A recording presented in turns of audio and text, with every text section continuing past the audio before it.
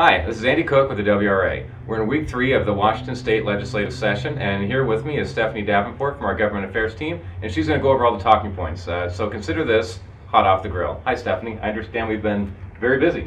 Yes, so in the third week of session, much like the first two, the amount of bills is just like drinking water out of a fire hose, is the saying up at the Hill. So in week 3, they're coming at you all the time. We've got hearings. The first cutoff is next week, February 5th. And that's a policy cutoff. So what that means to everybody is that bills, the subject matter of bills is being heard in these committees. And if they don't make it to a hearing and a vote, then they're mostly dead. There are rules that allow them to come back, but for the most part, a bill that doesn't get a hearing in a policy committee is dead. Bills that do then go on to the next cutoff, which is the fiscal cutoff, which is how much is this going to cost your taxpayer and in the budget and that kind of thing. So February 5th, that's our next cutoff. Things are going to slow down a little bit by then. Well, I don't think things will ever slow down too much, but I guess it's a relative term, isn't it? That's true. Yeah. So we've been reporting on this since session started, and we're going to go over our big talking points. But before we do that, let's talk about the new issue that we're looking at right now, and this music licensing. Well, so it's new old, I guess, because this is a 60-day session and a short session.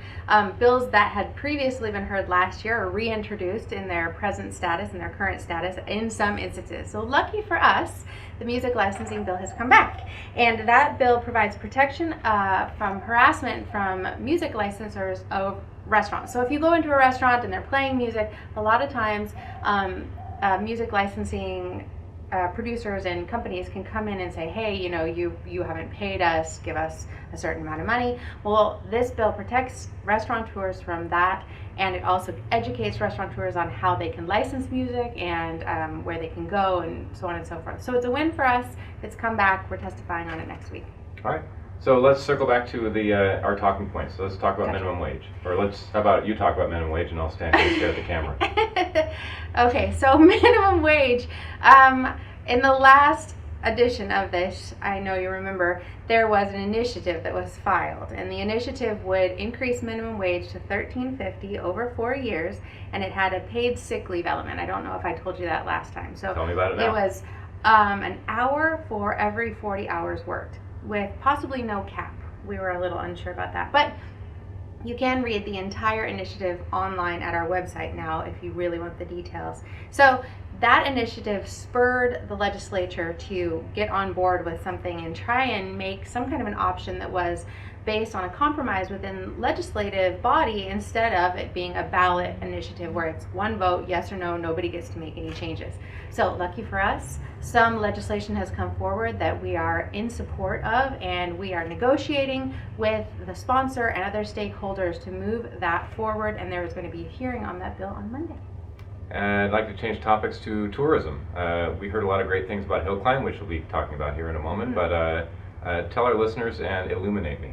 Well, so the WRA, WLA has been working to get a state-backed tourism marketing promotion, right? We're the only state in the nation that has no tourism funding built into its state model. So this bill would allow for people to volunteer, opt in, have a marketing program, have tourism be funded by all of the stakeholders that are involved and impacted by the tourism industry.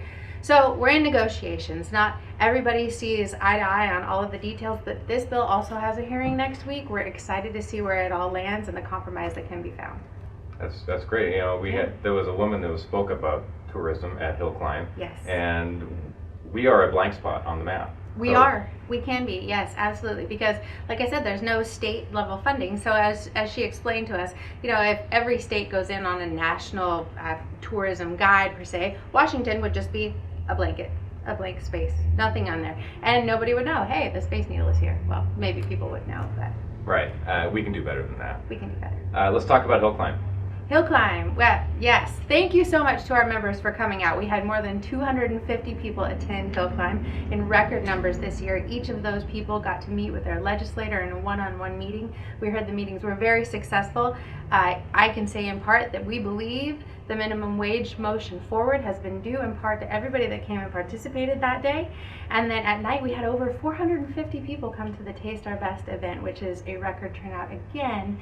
And I heard from more than one member and more than one legislator is our best year. So next year, make sure you're there.